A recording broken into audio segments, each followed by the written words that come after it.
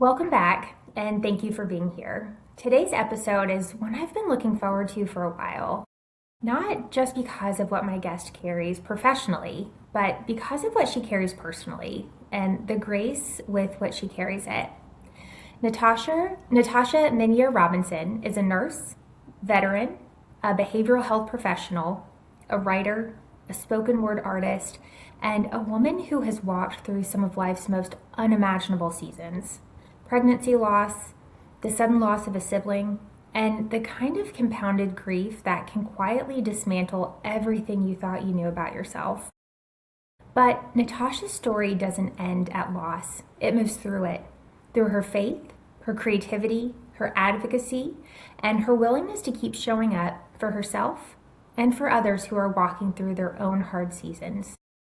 Today, we're going to talk about what it really means to grieve, to rebuild, to find meaning in the middle of pain, and to become, perhaps more fully, who you were always meant to be. Natasha, welcome. I'm so glad you're here. Thank you so much for having me, Amanda. So I'd like to start at the beginning if we could. So if you could take us back a little, what did your life look and feel like before grief entered it? Who were you then? Um, I That's a good question. I would say I was just, your average person. I'm very grounded in my faith, so that's, a big part of my life. And family, my husband, my kids. Um, and I had gone through grief before. Like my grandfather passed away when I was in the military back in 2013. So I dealt with that. And then I had a friend pass away when I was in high school. And those were heavy times. But I feel like with each loss, grief shows up differently depending on where you're at and the season that you're in your life. It looks very different. Um, I felt like I was excited. I was, I wanted to be pregnant, before all this happened. I was just excited for the future and what I felt like God had in store for my life. Um, so yeah, and I also can admit to, before all of this happened, being very controlling. And what I mean by that is I wanted to control all the small details of my life. I thought if I did A, I'm going to get to B no matter what. So I kind of, before the grief happened, I kind of had that mindset and I kind of was living that way. Absolutely. And I really, what you shared about grief showing up in different seasons, that absolutely resonates because, we all experience loss and the way that you react to it or the way that you show up, can absolutely vary from season to season. So I think that was very beautifully put and something I think is important to remember that, this season, it's a season and it may look different in the future. Right. And so, when the loss came, I know you lost your grandfather and a close friend, but the loss that you had experienced, really significantly personally, the pregnancy and then losing your sibling, what surprised you most about your own grief? And was there anything people just didn't warn you about or you just weren't expecting? So I think something like miscarriage, pregnancy loss. I mean, when we go through different things in life, people can tell you everything like, hey, this was my experience, whatever, whatever. And you could, try to put yourself in their shoes and really try to be empathetic. But until you walk through that, that is something completely different from somebody just telling me something and me just feeling their pain. But actually being in that pain is something completely different. I'd never had a conversation. I had like connected with some women who had miscarriages, but they didn't really talk about it. Nobody really talked about it. And then I went through it and I felt so isolated.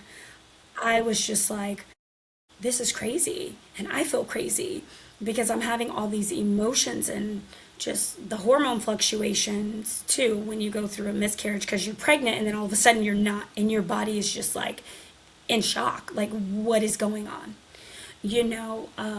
So it's not only physical, but it's also emotional and mental with you know, that type of loss. So I feel like it was just really hard, I think, and a very isolating experience to go through the miscarriage. And yeah, I feel like it was so easy to get lost, and I feel like people didn't really know how to like comfort me because they were like, you're grieving over a baby you have never met. Like, so I mean, so everybody have their own has their own opinions about, you know, when it comes to miscarriage and what that looks like in the grieving process.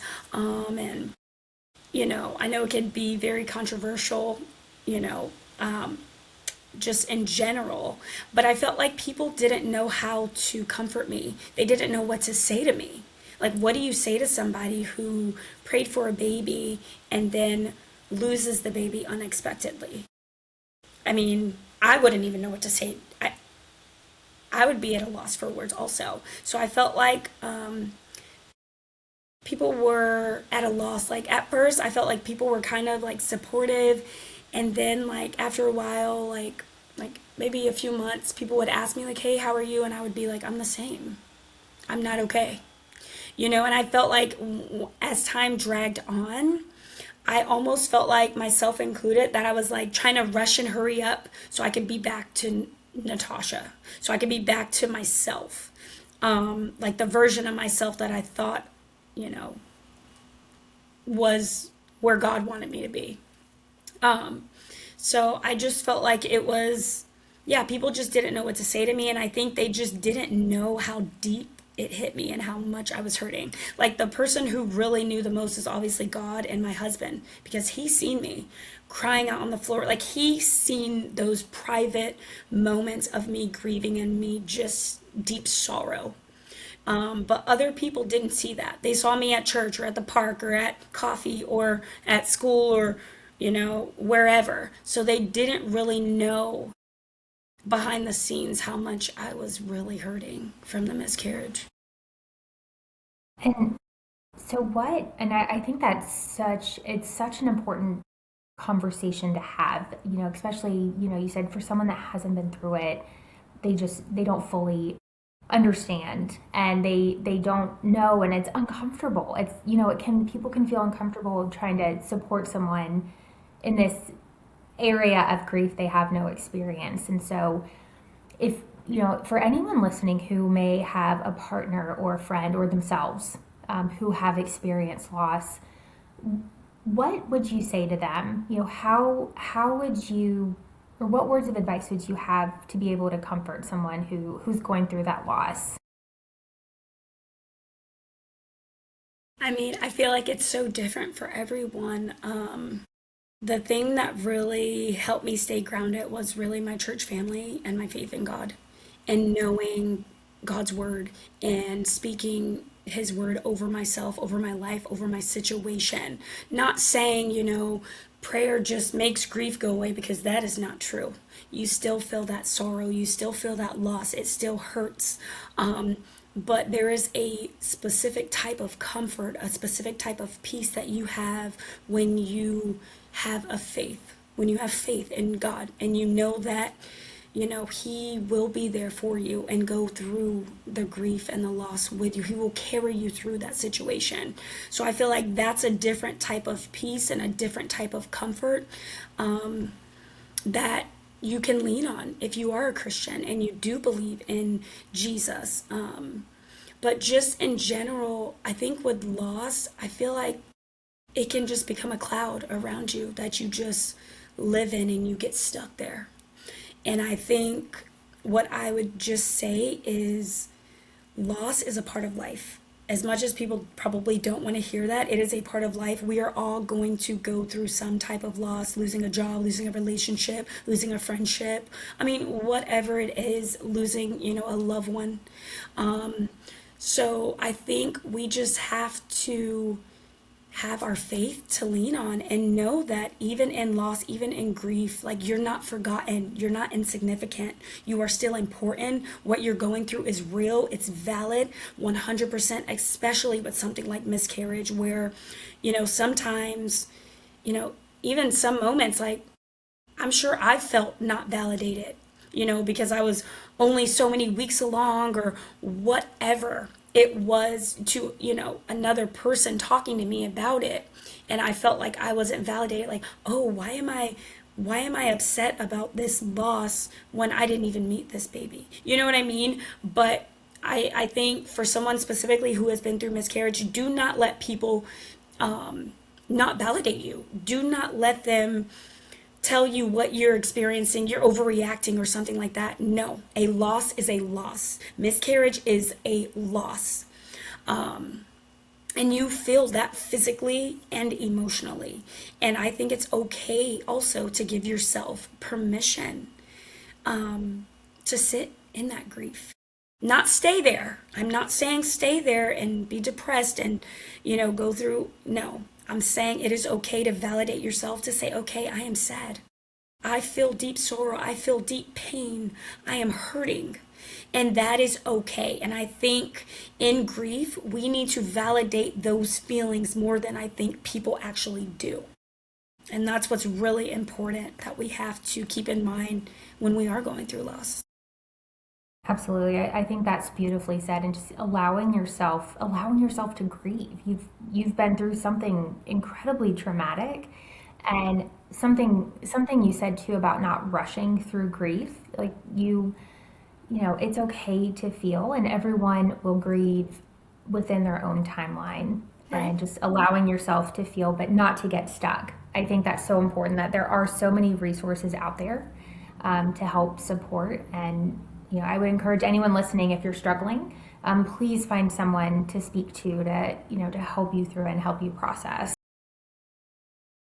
And so you've served as both a nurse and a veteran, both roles that require you to hold really significant strength for others.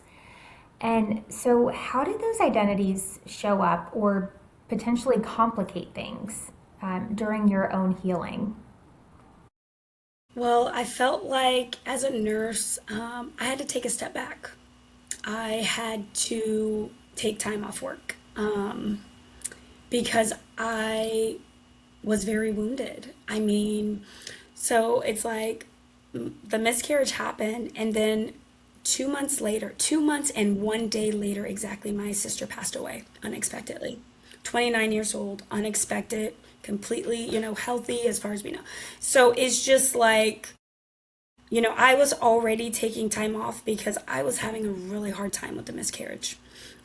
So I had to give myself permission, and I felt at peace about it. I'm sure I prayed about it, and I just was like, I'm overwhelmed. I'm not okay right now. So I had to take a step back from work because working as a nurse, most nursing jobs are high stress. Specifically me, at this time, I was working in prior authorization. So I was dealing with all the meds, insurance, all that stuff. And it can be very high stress. Just because of expectations from our managers and higher ups and stuff like that, and getting people their meds and the care that they need and they want and all these things.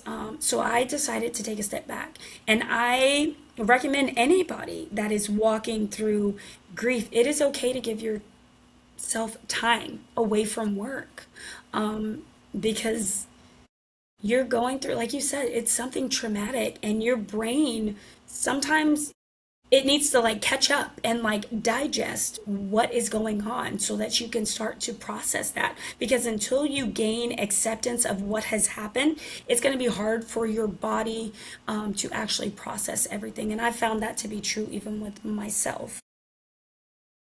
Absolutely. And I think it's so important to acknowledge that the work will always be there. And if you are able to take that time and really focus on yourself and your healing, Yeah. um, you know, absolutely. And are there, are there parts of you that you feel became stronger? Things that you may have never discovered otherwise through your experiences? Yes, I would say it strengthened my faith in God and kind of made me not want to be in the driver's seat all the time. Kind of helped me realize that I wasn't actually in the driver's seat. I was like yanking the wheel trying to go this way when God was like, everything is calm, Natasha. Like, why are you yanking the wheel right now? Like you're messing everything up. Because a lot of the time when we want to control all these aspects of our life, it's very stressful trying to be in control, and I found that to be very true. I was very obsessed with like, I need to get pregnant, I need it to look like this, I need it to be like this, I need it to be in this month, I needed to organize like it was like I was like literally trying to control every single aspect of that situation. But it just going through the whole situation of the miscarriage, it really helped me realize that I'm not in control and I don't want to be in control. Because it's stressful and it's a lot, and I don't know where the road leads, you know? Like, I know the destination, like, is Jesus, but it's like I'm trying to make myself go down this path. I think is good for me, but I don't really know. So I think overall, it definitely strengthened my faith going through the miscarriage. And then the loss of my sister also, I felt like has really pruned me in a way to really look at myself and question myself, like questions like, what am I doing to help other people? How am I showing up for other people? How am I showing up for my kids? How am I showing up for my husband? How am I showing up for myself? Like, it's really made me take an inward inventory, I think, of myself and who I am and what I'm doing and if I'm walking in the purpose that God has for me. And just wishing, that things were different for my sister, in the way, her life looked and stuff like that. But it just really makes me just reflect in general on life and what it is and just showing up authentically, and staying rooted in my faith. Absolutely. And writing and spoken word found their way into your healing. Yes. And so you had shared that you had taken a step back and a more introspective look. So how did that start with your you finding yourself with writing and spoken word? Was it intentional or was it something that you just happened to come across?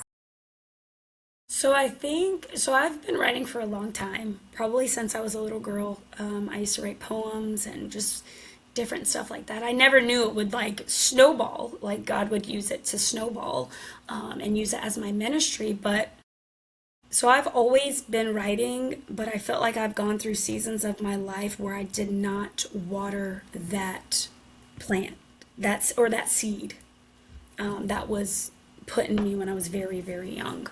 Um, but I feel like even after going through the miscarriage, the only thing I had left, I mean, was hope in Jesus and literally my words. I mean, every like when I was going through the miscarriage process, like the doctors kept telling me different things. Like they were pulling my emotions here. Okay, baby looks fine, everything looks fine. Okay, no, it doesn't look fine. You're definitely gonna miscarry. And then the next day or the next week, no, everything looks fine. Like no need to. Like they were pulling me all over the place.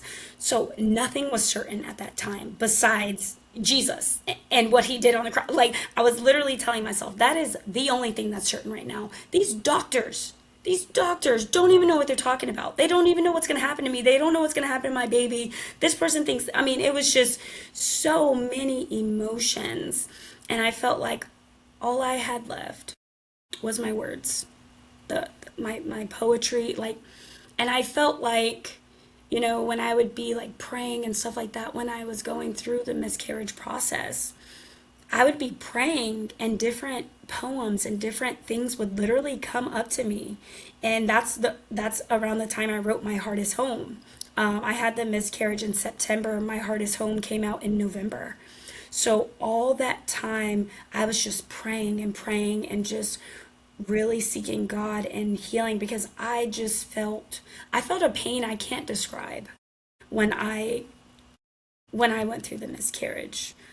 just a deep sorrow, like this ache, you know. At one point, I wasn't eating. I mean, it was just really escalating. And it was a really hurtful time. And I found myself writing, and I found myself being able to like start to process what I was feeling and what I was going through and to put it into words. And even after my sister passed away, I wrote a poem for my sister's funeral.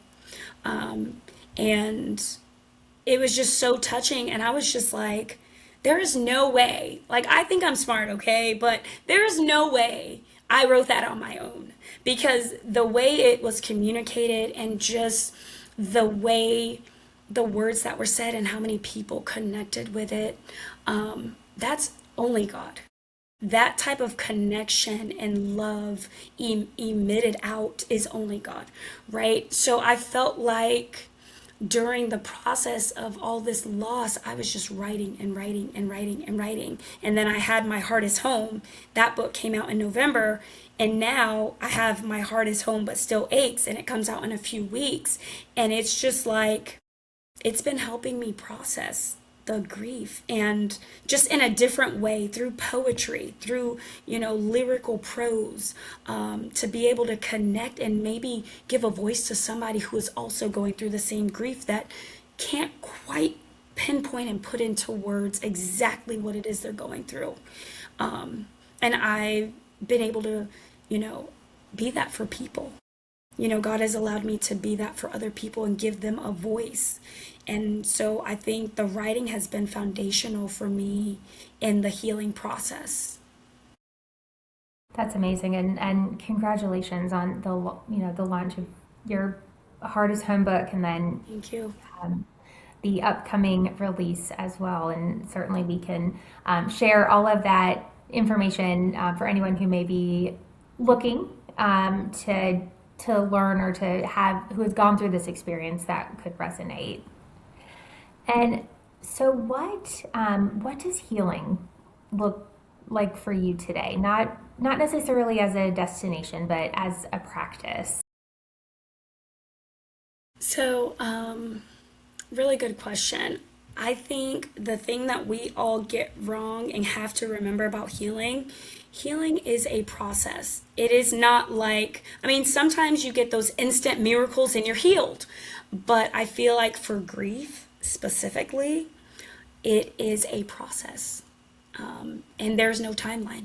There's no path, there's no timeline, there's no written out step one, step two, none of that when it comes to grief. Grief is unpredictable.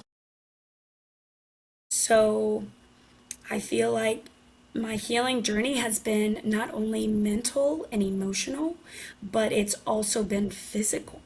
I've also gotten physical healing as I've gone through grief, implementing things like acupuncture and changing my diet. And because obviously, miscarriage can take a lot from you, the blood loss, just, all the things that come with that physically. And so it takes time to heal from all of that, get your levels, your iron back up, and all your vitamins and electrolytes and just everything back, on track. So I think healing for me has looked like it has looked, and it has been a lot of different things that I've started to implement into my life. The way I eat, like I said, acupuncture, trying to get more movement in, writing, journaling a lot, praying a lot. And for me, those things have helped me walk towards healing, on the path of healing. And I'm just realizing it can't be rushed. Like it was already mentioned, it can't be rushed. It's a process. Healing takes time, and I think the thing we have to realize is it's okay. It's okay. It's been a few months since my sister passed. She passed in December 31st. And about 7 months since the miscarriage. So, I mean, and I'm okay with where I'm at. Sometimes I have to literally remind myself, it's okay that I am 7 months out and I'm still crying sometimes, and I still can't go to baby showers, and that right now at this point, and it's hard to talk about my sister or her life or, you know, different things still for me. And that's okay. That is okay. I feel like that's all part of the healing process. But in the healing, we have to find what works for us and what's going to open that door of healing. Because a lot of the time, like at first, when everything first happened, I felt like I was stuck. I was in denial. I was keeping myself busy all day, not talking about it, I was just like ignoring it, ignoring the loss from the miscarriage, ignoring it. And I was just I just felt so empty inside though. Like this emptiness, like just filled with sorrow. That's the best way I can explain it. But I felt in order for me to start on the healing journey, I had to acknowledge, okay, grief is here and I can't ignore it. Okay, it's going to drive me crazy if I try to ignore this and act like it didn't happen or just zip my lips and never talk about it again. It's going to slowly poison me if I do that. So I made a choice to open the door of healing and ask for help, therapy, different things like that I've pursued, to stay on that healing journey, to get on that healing journey. That's beautiful. And I want to thank you for sharing your story so openly again and shedding light on something that so many women and families go through, Right. but we still don't talk about it. Right. So the fact that you are here and writing and sharing your story is such a beautiful testament to your strength and to your faith. And so I want to acknowledge that, and thank you for having this conversation and being so vulnerable and sharing your story. Thank you. I appreciate being here and chatting with you. So, Natasha, as we close, if someone listening right now is in the middle of deep loss, who feels like they're barely surviving, what would you want them to hear from you?